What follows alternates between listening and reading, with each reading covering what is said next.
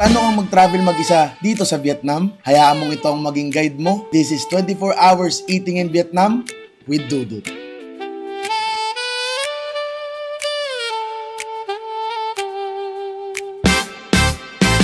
So, this is the ultimate food guide dito sa Saigon. Imaginein mo kumakain ka ng inihaw na baboy na may sukang matamis, may kasamang atsara at imbis na kanin, noodles ang carbs mo. Wow! I feel good! Very, very good! Sa sobrang daming turistang Pinoy na pumupunta rito sa Vietnam, yung mga nagtitinda rito, may mga alam na ring Filipino words. Katulad ito ni Tatay. Salamat, salamat. Sabi niya. Vietnam, I love you! Dito sa Ho Chi Minh, isa ang Little Hanoi sa may pinakamasarap daw na egg coffee. Alamin natin yan. Sir, excuse me. How many egg coffee do you think you sell in a day? More than 1,000. In a day? Yes, in a day. So many. tingnan natin kung bakit best egg coffee ang Little Hanoi. Grabe yung consistency nito. Oh.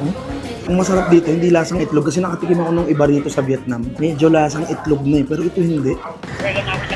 Ito naman si Tatay. Sa palagay ko, hindi talaga to Grab rider. Ay, grabe magmaneho. Utalam din talaga ni Tatay eh. Wala siya sinusundan eh. Where your girlfriend?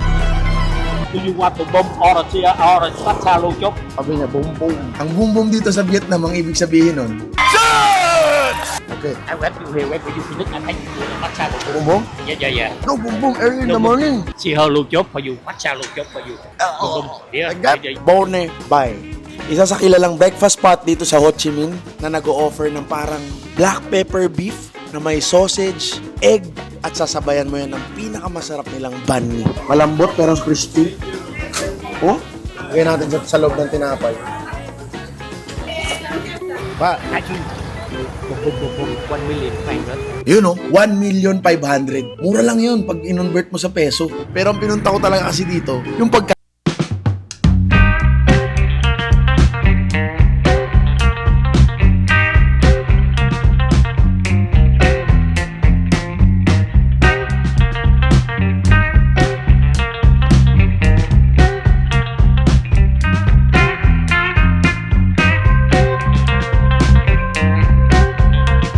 namis talaga, alam mo yun. At dahil busog na ako, oras na. Pagbibigyan ko na si Tatay para sa boom boom.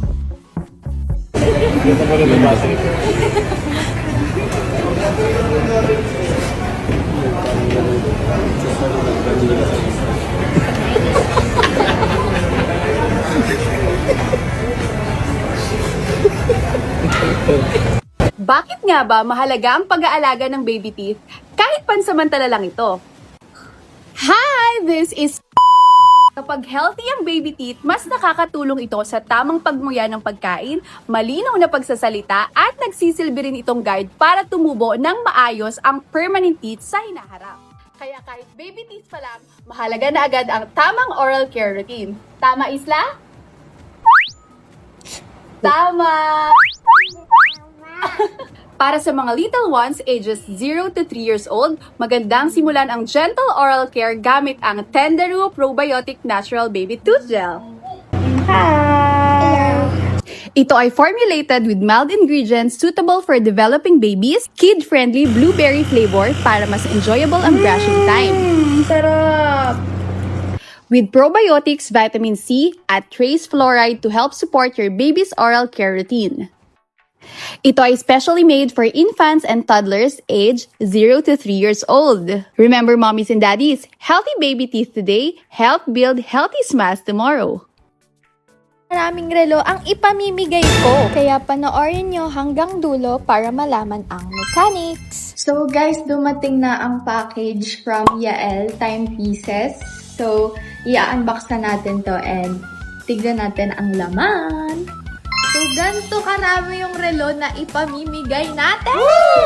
So, kitang-kita nyo naman guys na pinadalhan tayo ng Yael Timepieces ng napakaraming relo at iba't ibang brand pa. So, paano nga ba manalo? So, ang mechanics natin is first, dapat nakafollow ka sa page ko. And pangalawa, dapat nakafollow ka din sa Yael Timepieces. Pangatlo, i-share mo itong post na to. And last, mag-comment ka lang sa post na to para makita ko yung mga proof na sumunod ka sa mechanics. At abangan nyo rin guys dahil mamimigay ako ng relo or cash. So kung gusto nyo rin ng mga relo na ganito, message nyo na ang Yael Timepieces. Yun lang guys! Bye! Sa sobrang dalas kong pinapanood si Kong TV, akala ko close na kami. Kung bakit, kwento ko sa inyo. So nagpunta ako ng Vietnam ng June 4 hanggang June 11 to 12. Tapos parang second day ko pa lang or third day, nakita ko yung post ni Kong TV na nasa tapat sila ng cafe apartment. So ito yun. Since college ako, sobrang idol ko na talaga si Kong TV. Sumali ako ng isang pageant, Mr. Miss CBA ata yun. Walang kakwenta-kwenta yung sagot ko. Tapos sinabi ko sa dulo, power. Tapos from that video, sabi ko, sana makasalubong ko si Kong or kung sino man sa Team Payaman. Tapos yan, syempre, dumaan yung mga araw, wala naman nangyari. And naalala ko dati, sinabi ko sa sarili ko na makapagpa-picture ako kay Kong TV na dalawa lang kami. Kasi, parang few years ago, nakita ko sila sa North EDSA. Event ata ng ROG yun I forgot na. So yun nga, so maraming beses ko na siyang gustong makita. Siyempre, sobrang idol nga. Tapos ito na, yung flight namin around 11 p.m. nung June 11 p.m. Tapos, hindi kami dapat sa shuttle, sa minibus sasakay. Pero since yung boss ko na sinama ako sa Vietnam is sumakay siya sa mini shuttle. Basta shuttle. Kasi dalawa yun Isang bus na parang economy and yung isa pang business class. So sumakay ako doon sa pang business class kahit economy naman ako. Sa una-una yung boss ko. Then after, ako syempre magulo utak ko Pagka tap ako ng isang baitang, may familiar akong mukha na nakita. Tapos, pagkakita ko, sabi ko, ang nasabi ko na lang, bossing. Tapos, hindi ko ina-expect. Akala ko kasi talaga. Siyempre, parang ang lapit-lapit sa puso ko ni Kong TV Akala ko, close na kami. Kasi lagi ko nga siya pinapanood sa lahat, sa TikTok, sa YouTube, yan. Napanood ko talaga siya. Tapos, alam mo yung ginawa ko? Nakipag-facepalm pa ako kahit di niya ako kilala. Tapos na-realize ko pagkaupo ko, ba't ko ginawa? Hindi naman ako kilala ni Kong TV.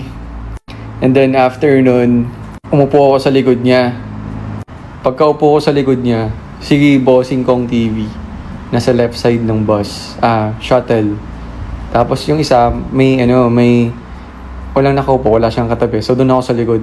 Tapos iniisip ko, shit, parang yung utak ko, kailangan ko makausap si Kong TV, kailangan ko makausap. Meron pang dumating sa point na nagbibilang na ako sa utak ko, 1, 2, 3, kakausapin ko na yung mga ganun. Parang hinahanap ko na yung timing. So sabi ko, bahala na. Basta gusto ko makausap si bossing Kong TV.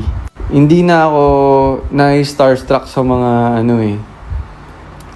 Hindi, may mga celebrity na kasi ako nakaka-work. So parang hindi na rin sa akin bago yung makakita ng artista. Pero kay bossing Kong TV, kay boss ko, kay Mosing, hindi ko alam. First time kasi yung tas malapitan na literal na abot kamay ko siya.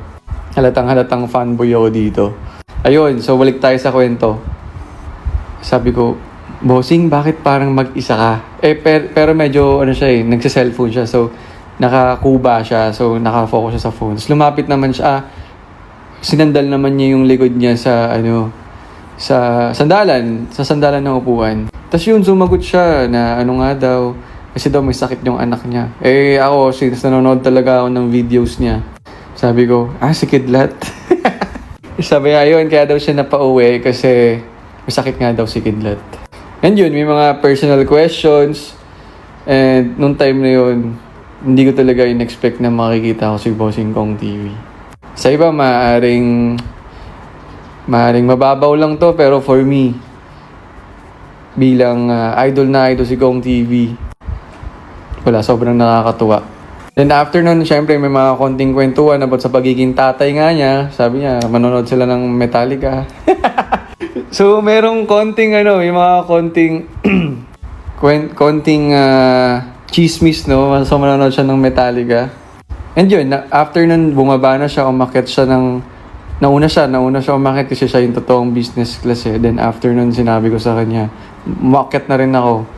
And then, syempre, magkaibang economy and yung business class. Tapos nagpa-picture ako ulit sa akin. Sabi ko, bossing, idol na idol kita, pa-picture ako. So, ito ulit yung photo. If you're not subscribed to Team Payaman, why not? Coconut Pocknot. Subscribe now and ring the notification bell. Gago!